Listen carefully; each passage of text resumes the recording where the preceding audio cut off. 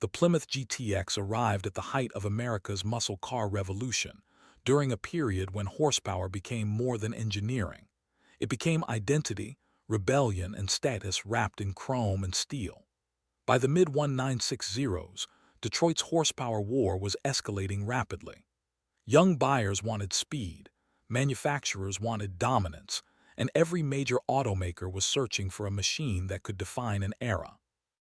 Plymouth already had practical family sedans and affordable performance models, but executives believed there was room for something more refined, a luxury muscle car that combined brute force with upscale comfort. In 1967, the Plymouth GTX was born. Built on the Belvedere platform, the GTX immediately separated itself from stripped-down street racers by presenting itself as a premium performance machine. Plymouth marketed it as the gentleman's muscle car, a title that perfectly reflected its mission. Unlike cheaper muscle cars aimed purely at raw speed, the GTX came loaded with better trim, upgraded interiors, quieter cabins, and powerful standard engines. It was designed for drivers who wanted comfort without sacrificing intimidation.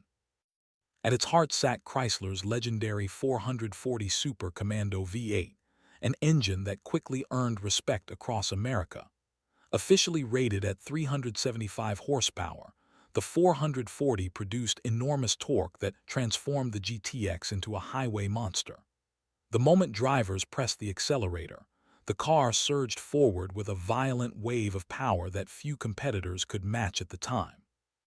The massive displacement, combined with Chrysler's aggressive tuning philosophy, gave the GTX a personality that felt heavier, louder, and more serious than many rivals from Chevrolet or Ford.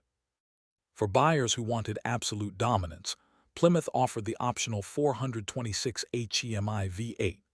By 1967 standards, the HEMI engine bordered on insanity. Rated at 425 horsepower, although many enthusiasts believed the real number was significantly higher, the HEMI transformed the GTX into one of the fastest production cars in America. But that performance came at a price. Ordering a HEMI GTX dramatically increased the car's cost, pushing it beyond what many younger buyers could afford. Insurance companies also began targeting high-horsepower vehicles, and HEMI-equipped models soon became expensive to own even when new. The original 1967 GTX carried a base MSRP of roughly $3,200, which was already higher than many competing muscle cars. A fully optioned HEMI car could climb well beyond $4,000, an enormous amount of money during the late 1960s. Adjusted for inflation, that placed the GTX dangerously close to luxury car territory. Yet buyers continued to appear, because the GTX offered something rare, brutal performance with upscale presentation. In 1968, Plymouth redesigned the GTX with the sweeping Coke bottle body style that would later become one of the defining shapes of the muscle car era. Hidden headlights, aggressive lines, and wider stances gave the car a far more menacing appearance.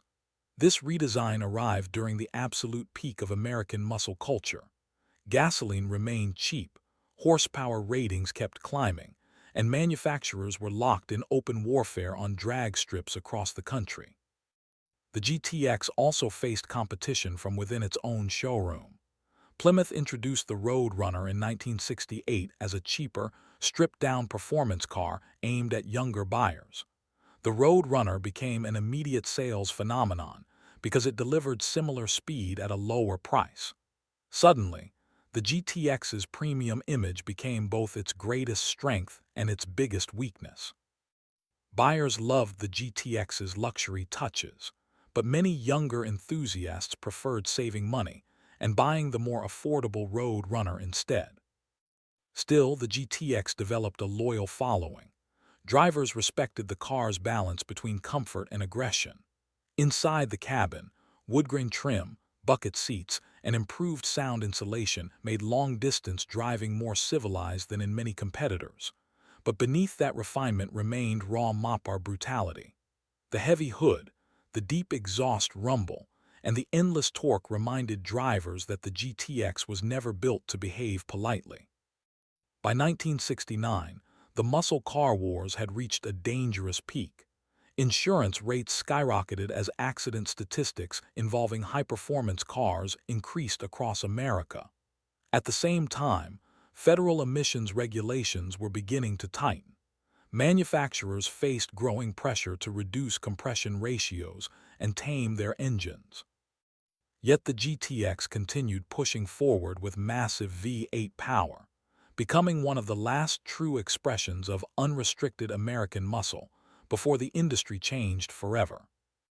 Owning a Plymouth GTX in the modern era is nothing like admiring one at a car show. The polished paint, thunderous exhaust, and chrome-covered engine bays often hide a far more difficult reality. Maintaining one of these machines can become a full-time financial and mechanical commitment. Many first-time buyers enter the Mopar world believing they are purchasing a classic weekend cruiser, only to discover they are inheriting decades of aging engineering, scarce parts, and constant mechanical negotiation. The biggest challenge begins under the hood.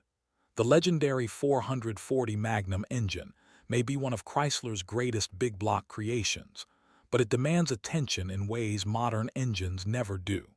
Carburetors require constant tuning, especially during seasonal weather changes. A GTX that runs perfectly in cool spring air can suddenly stumble and flood during hot summer conditions. Owners frequently battle rough idle problems, fuel mixture inconsistencies, and vapor lock issues caused by modern ethanol-blended gasoline. Ethanol slowly damages old rubber fuel lines, dries out seals, and increases heat-related fuel delivery problems inside vintage systems never designed for modern fuel chemistry. Cold starts become rituals rather than simple key turns. Many owners pump the accelerator repeatedly before ignition, carefully balancing fuel delivery to avoid flooding the engine. When temperatures drop, the massive big block can crank heavily for several seconds before finally exploding to life with a violent roar that shakes the garage walls. That experience feels emotional and mechanical at the same time. A modern car starts instantly. A GTX feels alive, unpredictable, almost stubborn. Heat management is another hidden battle. The GTX's large displacement engines generate enormous amounts of heat, especially during slow traffic or summer driving. Many original cooling systems struggle to cope with modern road conditions. Aging radiators, weak fan clutches, clogged water passages, and deteriorating hoses can quickly push temperatures into dangerous territory. Overheating remains one of the fastest ways to destroy a rare matching numbers engine. A proper engine rebuild for an original 440 can easily exceed $8,000 to $15,000, depending on machining work and factory-correct components. Rebuilding a genuine 426 HEMI often climbs beyond $25,000 before labor costs are fully calculated. Rust becomes another silent enemy. Even beautifully restored GTX models can hide severe corrosion underneath fresh paint.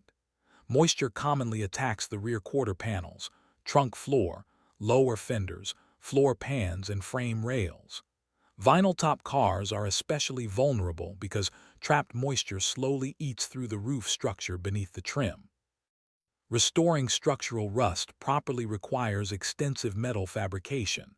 An authentic replacement sheet metal for Mopars is often more difficult to source than parts for comparable Chevrolet muscle cars.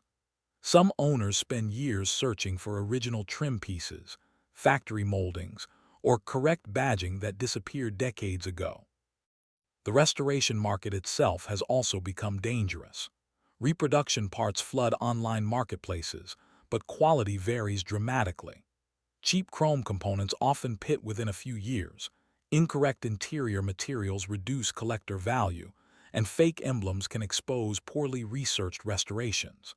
Experienced Mopar collectors pay enormous attention to authenticity because originality directly impacts market prices. A real numbers-matching GTX with factory documentation can command vastly higher prices than a visually identical clone. That is why fender tags, VIN plates, and broadcast sheets have become critical in the Mopar world. These factory identifiers confirm engine options, paint codes, transmission combinations, and production details. Unfortunately, cloning fraud became increasingly common as GTX values rose during the collector boom of the 2000s and 2010s. Unscrupulous sellers began converting ordinary Belvederes or satellite models into fake GTX replicas using reproduction parts and counterfeit documentation. For serious buyers, authentication now matters almost as much as the car itself. Then there are the suspension and braking systems. Most GTX models used heavy-duty leaf springs and drum brakes, which felt acceptable during the late 1960s but struggle under modern traffic conditions. Drum brakes fade quickly during aggressive driving, especially on downhill roads or in stop-and-go traffic. Steering systems also feel loose compared to modern vehicles, creating a driving experience that demands constant attention. Owners quickly learn that controlling a GTX requires anticipation rather than precision. Financially, restorations almost always exceed expectations. A quality paint job alone can surpass $20,000 if performed correctly. Chrome restoration adds thousands more. Reupholstering factory-correct interiors, rebuilding gauges, restoring dashboards, and locating authentic trim pieces can consume years and enormous budgets. Some owners begin projects expecting a manageable restoration only to discover they have entered a six-figure commitment. Yet despite the frustration, many enthusiasts remain emotionally attached to the GTX because the car delivers something modern performance vehicles cannot replicate. The vibration of the engine through the steering wheel, the smell of fuel lingering in the garage, the heavy mechanical sound of the transmission engaging into gear, these imperfections become part of the ownership experience.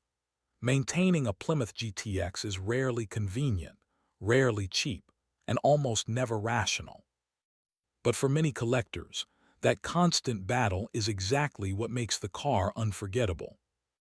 By the early 1970s, the world that created the Plymouth GTX was beginning to disappear. Rising insurance premiums, tightening federal emissions regulations, and the approaching fuel crisis slowly strangled the golden age of American muscle cars. Compression ratios dropped, horsepower ratings fell, and manufacturers shifted towards smaller, cleaner, and more economical vehicles. What had once been a brutal horsepower war between Detroit manufacturers suddenly became a struggle for survival in a changing market. The GTX, once one of Plymouth's proudest performance machines, became a casualty of that transformation. Sales collapsed rapidly after 1970 as buyers moved away from expensive high-performance cars. The 1971 GTX, redesigned on Chrysler's fuselage platform, looked larger and heavier than earlier models, reflecting the changing automotive landscape. Although still powerful compared to most vehicles on the road, the raw aggression of the late 1960's GTX was fading. By 1971, production numbers had fallen dramatically, making surviving examples incredibly rare decades later. Ironically, the decline of the GTX eventually became one of the reasons collectors became obsessed with it. Scarcity transformed the car from an aging muscle machine into a historical artifact of peak American performance culture. During the 1980s and early 1990s, many GTX models remained relatively affordable. Some were abandoned in barns, parked behind repair shops, or stripped for parts because restoring them often cost more than the car's market value. But as the collector market exploded in the late 1990s and 2000s, attitudes changed completely. Auction houses such as Barrett-Jackson and Meckham Auctions helped fuel the rebirth of interest in rare Mopar vehicles. Suddenly, authentic GTX models, especially HEMI-equipped cars, began selling for astonishing prices. A well-restored 440-power GTX could climb into six-figure territory depending on rarity and documentation, while genuine 426 HEMI cars sometimes reached several $100,000 at major auctions. Certain ultra-rare convertibles and special option cars crossed into territory, once reserved for exotic European collectors' vehicles. But value alone does not explain why the GTX still matters today. The deeper attraction comes from what the car represents emotionally. The GTX belongs to a period in American history when manufacturers built cars with almost reckless confidence. Engineers chased performance without modern electronic restrictions, and designers created vehicles that looked aggressive even while parked. Every GTX carries traces of that era. The oversized engines, the exaggerated body lines, the unapologetic fuel consumption, and the feeling that power mattered more than efficiency. Compared to rivals like the Chevrolet Chevelle SS, the Pontiac GTO, or the Dodge Charger, the GTX developed a different identity. The Chevelle often dominated mainstream popularity. The GTO carried the reputation of inventing the muscle car formula, and the Charger became a Hollywood icon. The GTX, however, remained slightly more mysterious. It appealed to enthusiasts who preferred exclusivity and mechanical seriousness over mass-market attention. In many ways, the GTX became the insider's muscle car, respected deeply within Mopar circles, even if it never achieved the same cultural saturation as some competitors. A new generation of collectors has also helped revive interest in the GTX. Social media, restoration channels, and automotive YouTube documentaries introduced younger audiences to forgotten Mopar legends. Barn find stories, survivor car discoveries, and frame-off restoration videos created renewed fascination with classic muscle culture. Younger buyers who grew up surrounded by digital technology suddenly became attracted to analog machines that demanded physical involvement and mechanical understanding. Today, maintaining a Plymouth GTX is no longer simply about transportation or even investment. It has become a form of preservation. Every restored GTX saves a piece of late 1960s American automotive history from disappearing forever. Owners often speak about the car less like property and more like responsibility. They inherit decades of stories hidden beneath the sheet metal, drag races, cross-country road trips, garage restorations, and family memories connected to the machine. That is ultimately why the GTX still survives. Not because it is practical, not because it is economical, and not because maintaining one is easy. The Plymouth GTX endures because it represents a disappearing era when American performance was loud, excessive, mechanical, and deeply emotional. Every time one of these big block Mopars rumbles back onto the road, it briefly brings that lost era to life again.